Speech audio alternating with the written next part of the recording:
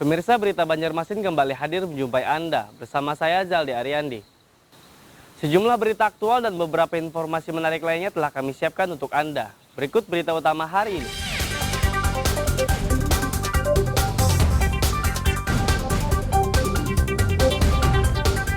Kasus COVID-19 di Kabupaten Banjar kembali meningkat.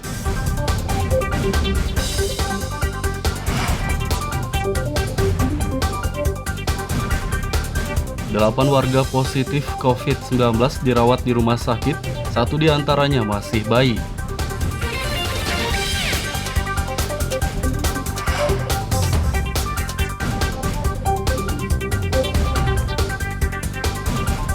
Belasan siswa SMP Negeri 1 Banjarmasin positif COVID-19.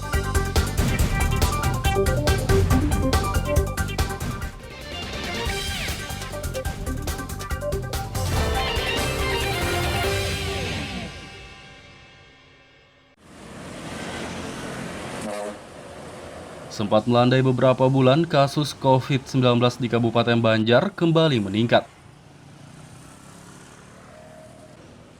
Peningkatan terjadi dalam 2 pekan terakhir. Awalnya hanya ada 2 orang yang terpapar virus corona pada pekan ketiga bulan Januari 2022. Jumlahnya bertambah 17 orang pada pekan keempat ini, sehingga menjadi 19 kasus positif. Di minggu ketiga kan baru 2, kemudian minggu keempat bertambah 17, jadi 19 kasus. Belum yang hari ini yang masih diverifikasi tadi. Itu menyebar di beberapa kecamatan tuh? Ketak-Hanyar, Martapura. 2 aja, Bu. 19 orang yang positif COVID-19 adalah warga dari Kecamatan Martapura dan Kertak-Hanyar. Sebagian dari mereka dirawat di Rumah Sakit Umum Daerah RSUD Ratu Zaleha Martapura dan sebagian lagi isolasi mandiri. Dari Kabupaten Banjar, Lutfi Darlan dan Fahmi melaporkan.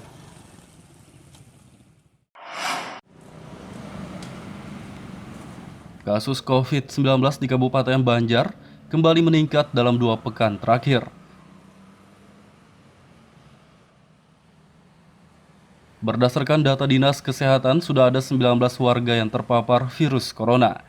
Dari belasan orang tersebut, 8 diantaranya dirawat di ruang isolasi RSUD Ratu Zaleha Martapura. Di antara pasien positif COVID-19 itu, ada 1 bayi yang ikut dirawat bersama ibunya. 4 yang sudah konfirmasi, jadi PCR-nya positif.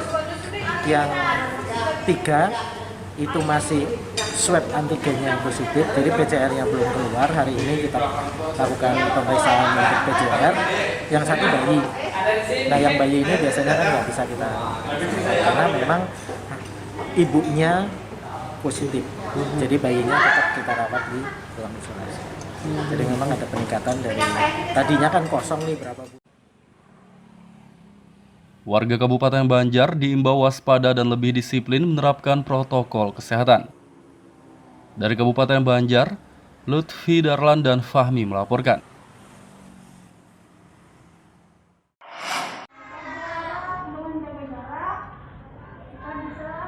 Seiring dengan meningkatnya kasus COVID-19, pembelajaran tatap muka PTM di Kabupaten Banjar akan disesuaikan.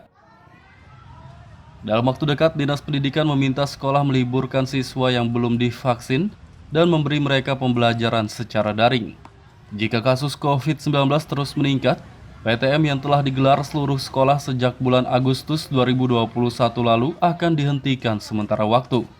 Sesuaikan dengan SKB 4 Menteri, apabila ini klaster sekolah maka diliburkan selama 14 hari. Tetapi apabila ini klaster kelas, maka diliburkan selama 5 hari. Dinas Pendidikan mengimbau semua sekolah untuk memperketat penerapan protokol kesehatan. Dari Kabupaten Banjar, Lutfi Darlan dan Fahmi melaporkan.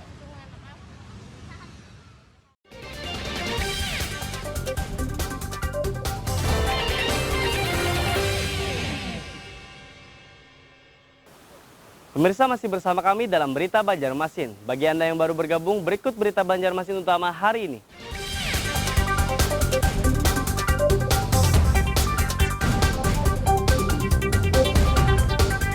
kasus COVID-19 di Kabupaten Banjar kembali meningkat.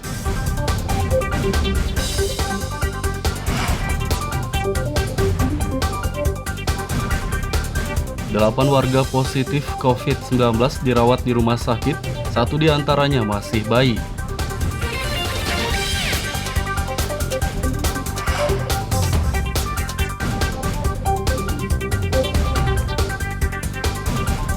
Belasan siswa SMP Negeri 1 Banjarmasin positif COVID-19.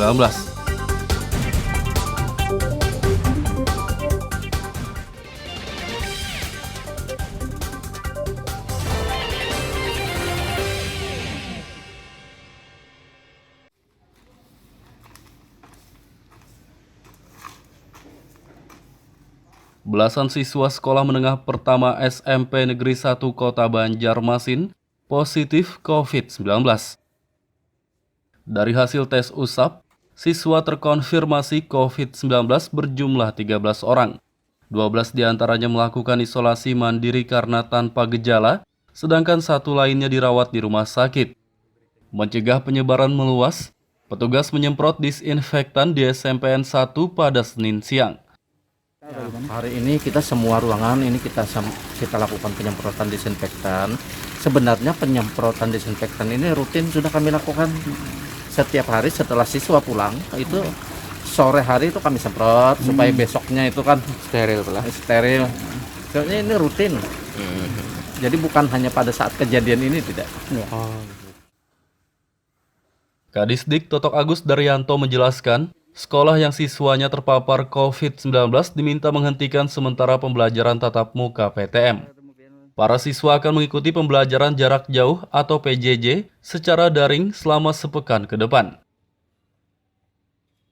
Menyampaikan bahwa salah satu peserta didiknya positif COVID dan kebetulan bergejala, artinya sakit COVID. Nah, setelah dilakukan tracing memang ternyata dari teman-teman sekolahnya ada 12 temannya yang lain tanpa gejala dan positif COVID-19 dengan hasil PCR. Makanya kita instruksikan untuk melaksanakan PJJ kembali dan mengambil langkah-langkah. Salah satunya adalah mereka juga saya minta untuk tracing ke teman-teman yang lain di kelas yang lain, agar kita antisipasi dan memastikan bahwa memang tidak menjadi klaster baru yang cukup besar. Itu yang pertama. Yang pertama itu sudah dilakukan tracing yang baik ya, sehingga tindakan-tindakan sekolah sudah betul merem dulu ya, artinya menyesuaikan dengan kondisi-kondisi yang ada ya. Jadi pada saat ditemui siswa atau murid-murid yang terpapar ini harus di tracing kembali, kemudian bisa menggunakan alternatif non PTM ya. Yang penting pembelajaran jalan. Dan yang kedua keamanan terhadap siswa-siswa dan masyarakat sekolah ini harus yang dinomor-satukan. Selain di SMP Negeri 1, 2 siswa dari SMP Negeri 2 dan SMP Negeri 19 juga telah dites usap namun hasilnya belum keluar. Dari Kota Banjarmasin, Lutfi Darlan dan Fudael melaporkan.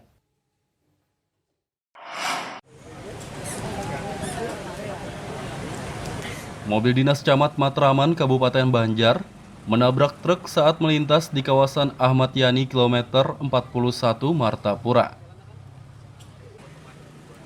Kecelakaan bermula saat mobil minibus plat merah yang dikendarai Camat Agus Hidayat melaju dari arah hulu sungai menuju Martapura. Ban mobil tersebut pecah sehingga oleng dan menabrak truk yang melintas dari arah berlawanan. Camat hanya mengalami luka ringan dan telah mendapat penanganan, sedangkan sopir truk tidak cedera. Tadi yang itu dari hulu sungai, yang ini dari Banjar. Terus yang ini pecah ban, yang mobil yang terus menghantam yang ini. Jadi ini kan salah, ini lampang aja, yang ini yang menghantamnya lantaran pecah ban, terjadi oleng. Semua ini kan ada bisa merujuk rumah orangnya itu. Nah karena ini ada, ini yang dihantamnya. Kecelakaan sempat mengakibatkan kemacetan arus lalu lintas. Dari Kabupaten Banjar, Lutfi Darlan dan Fahmi melaporkan.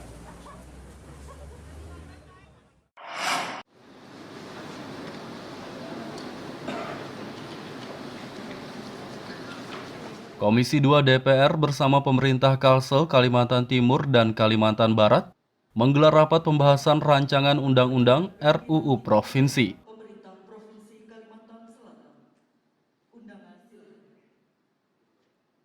Rapat digelar akhir pekan lalu di Gedung Idham Khalid Sekretariat Pemprov Kalsel di Kota Banjarbaru.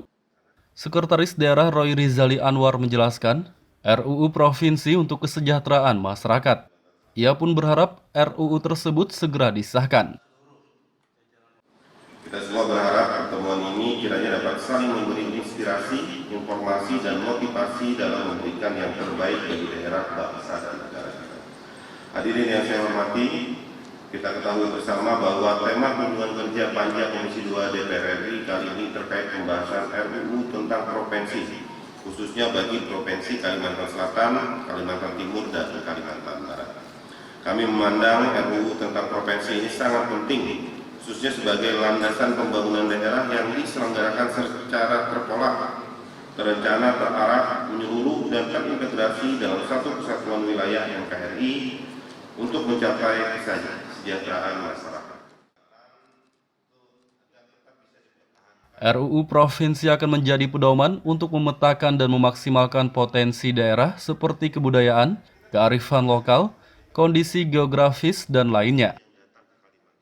Dari Kota Banjarbaru, Lutfi Darlan dan Aryadi Sukma melaporkan.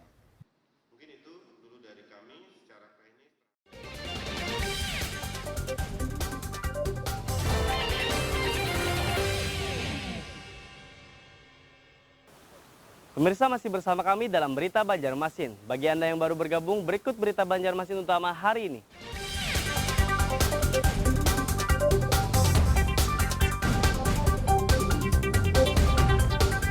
Kasus COVID-19 di Kabupaten Banjar kembali meningkat.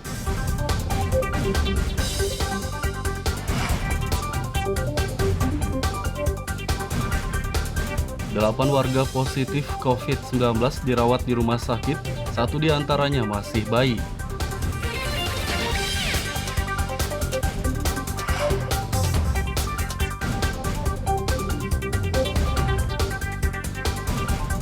Belasan siswa SMP Negeri 1 Banjarmasin positif COVID-19.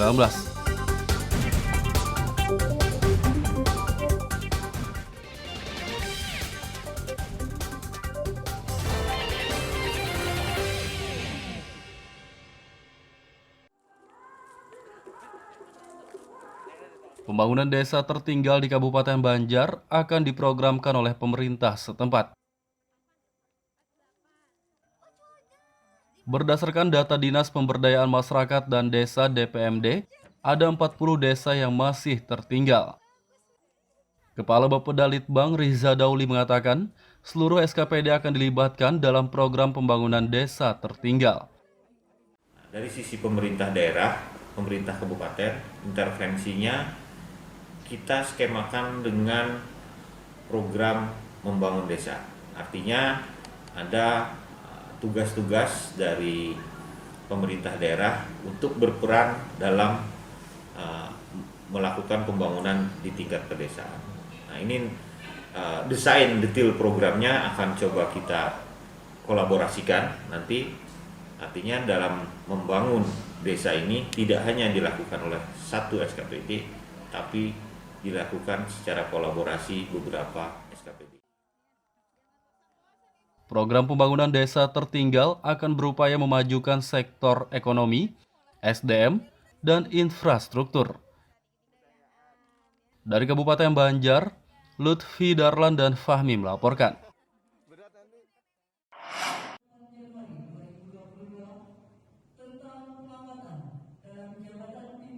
Puluhan pejabat eselon 2 di lingkup pemerintahan Kota Banjarbaru dilantik. Pelantikan berlangsung di Aula Gawi Seberatan pada Senin pagi. Ada 29 pejabat pimpinan tinggi Pratama yang dilantik oleh Wali Kota Aditya Mufti Arifin. 15 diantaranya tetap menduduki jabatan sebelumnya, 10 reposisi atau dipindah ke SKPD lain, dan 4 orang dipindah ke fungsional.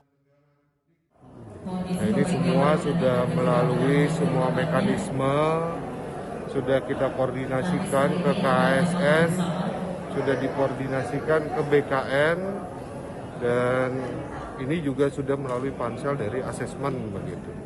Jadi pada bulan Desember yang lalu kita sudah melaksanakan asesmen kepada seluruh pejabat eselon 2 yang ada di Kota Banjarbaru.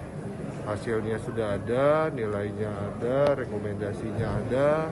Ini kami sampaikan ke KSN, ke BKN, dan ini menjadi bahan untuk kami menilai apakah yang bersangkutan bisa diperpanjang pada jabatan yang sama, atau kita mutasi atau dipindahkan ke fungsional. Jumlahnya berapa hari ini?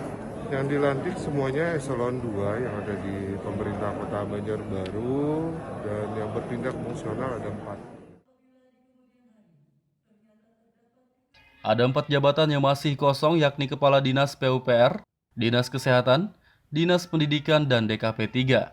Keempat jabatan ini akan dilelang. Dari Kota Banjarbaru, Lutfi Darlan dan Fahmi melaporkan.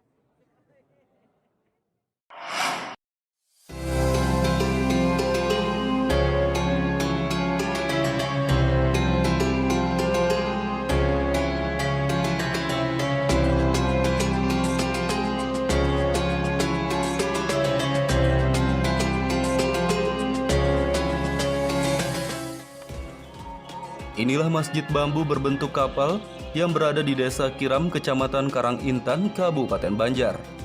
Masjid bernama Kiai Haji Abdul Qadir Hasan ini lebih dikenal dengan Masjid Bambu karena 90% bangunannya terbuat dari bambu. Masjid yang berada tak jauh dari objek wisata Kiram ini belakangan cukup ramai dikunjungi warga karena bentuknya yang menyerupai kapal dinilai cukup unik dan menarik perhatian. Masjid yang berdiri di lahan hibah masyarakat seluas 7.900 meter persegi ini dibangun oleh pemerintah Kalimantan Selatan pada pertengahan tahun 2020 dan baru selesai pada akhir Maret 2021 lalu. Bangunan masjid sendiri memiliki luas 610 meter persegi, terdiri dari 2 lantai dan mampu menampung sekitar 400 jemaah.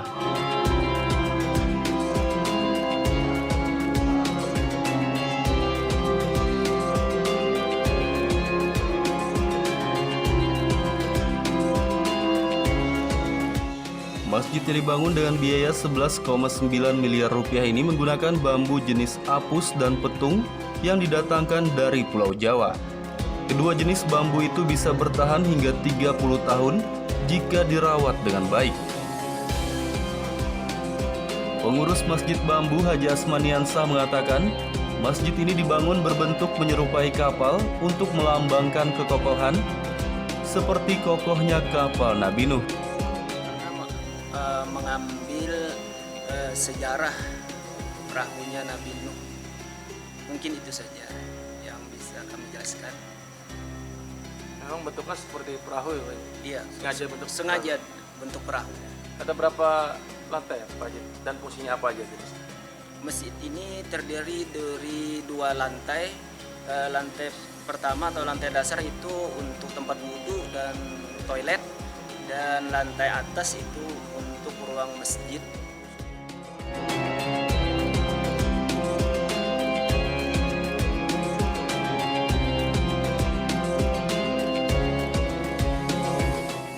Keunikan masjid bambu berbentuk kapal membuat banyak warga ingin mengunjunginya. Bahkan warga dari luar daerah yang kebetulan melintas di wilayah Kabupaten Banjar pun menyempatkan diri untuk mampir melaksanakan ibadah salat sekaligus melihat secara langsung keunikan masjid tersebut. Masjid Bambu sungguh indah, lain dari yang lain. Jadi kami bisa untuk kesini, bertanda ke sini untuk melihat langsung untuk sholat zuhur sekalian di sini. Nah, setelah Ibu datang ke masjid ini, kesan apa yang Ibu dapat? Kesannya sungguh baik sekali karena strukturnya terbuat dari bambu dan berbentuk seperti kapal dari luar. Jadi pas kami masuk sungguh baik sekali strukturnya, terbuat dari bambu, dan mudah-mudahan yang membikinnya terinspirasi mungkin dari kapal Nabi Nuh. Selain melaksanakan salat, warga yang berkunjung ke masjid bambu berbentuk kapal ini juga tak ingin menyanyiakan bentuk estetik dari masjid ini, sehingga foto bersama maupun swafoto seakan wajib bagi mereka.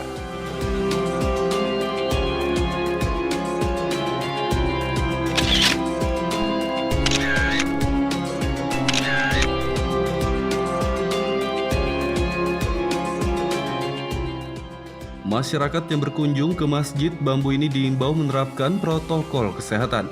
Jangan sampai niat berwisata religi malah berujung tertular penyakit COVID-19.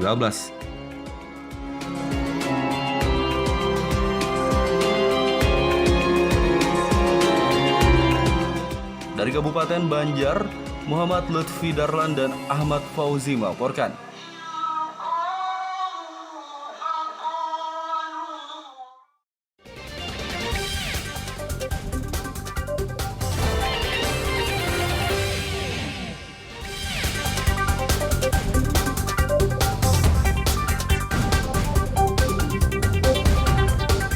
Kasus COVID-19 di Kabupaten Banjar kembali meningkat.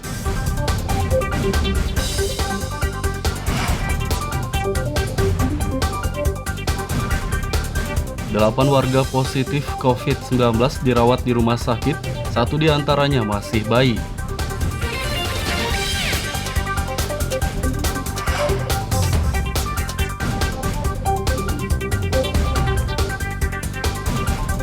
Belasan siswa SMP Negeri 1 Banjarmasin positif COVID-19.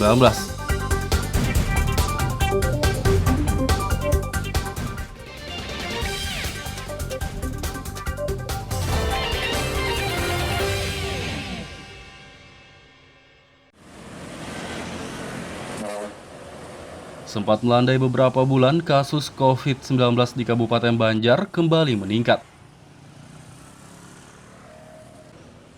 Peningkatan terjadi dalam 2 pekan terakhir. Awalnya hanya ada 2 orang yang terpapar virus corona pada pekan ketiga bulan Januari 2022. Jumlahnya bertambah 17 orang pada pekan keempat ini, sehingga menjadi 19 kasus positif. Di minggu ketiga kan baru 2, kemudian minggu keempat bertambah 17, jadi 19 kasus. Belum yang hari ini yang masih diverifikasi tadi. Itu menyebar di beberapa kecamatan tuh? Ketak Hanyar, Martapura. 2 aja, Bu. 19 orang yang positif COVID-19 adalah warga dari Kecamatan Martapura dan Kertak Hanyar.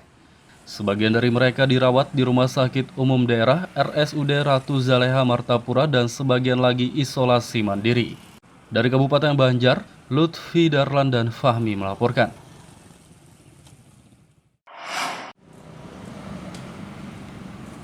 Kasus COVID-19 di Kabupaten Banjar kembali meningkat dalam 2 pekan terakhir.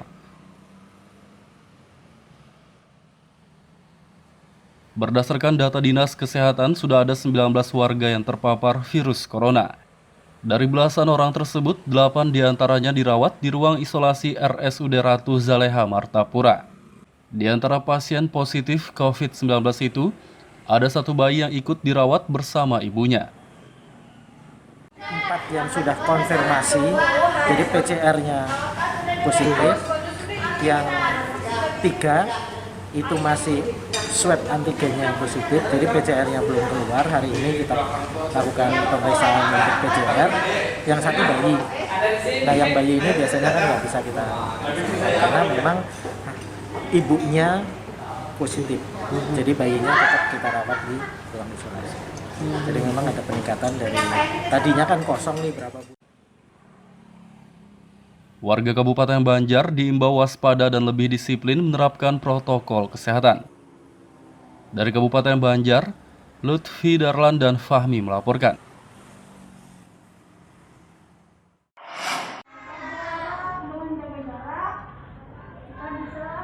Seiring dengan meningkatnya kasus COVID-19, pembelajaran tatap muka PTM di Kabupaten Banjar akan disesuaikan. Dalam waktu dekat, Dinas Pendidikan meminta sekolah meliburkan siswa yang belum divaksin dan memberi mereka pembelajaran secara daring. Jika kasus COVID-19 terus meningkat, PTM yang telah digelar seluruh sekolah sejak bulan Agustus 2021 lalu akan dihentikan sementara waktu. Sesuaikan dengan SKB 4 Menteri, apabila ini klaster sekolah maka diliburkan selama 14 hari. Tetapi apabila ini klaster kelas maka diliburkan selama 5 hari. Dinas Pendidikan mengimbau semua sekolah untuk memperketat penerapan protokol kesehatan. Dari Kabupaten Banjar, Lutfi Darlan dan Fahmi melaporkan. Pemirsa, informasi tadi sekaligus menutup perjumpaan kita kali ini. Saya Zaldi Aryandi beserta redaksi mengucapkan selamat beraktivitas, sampai jumpa.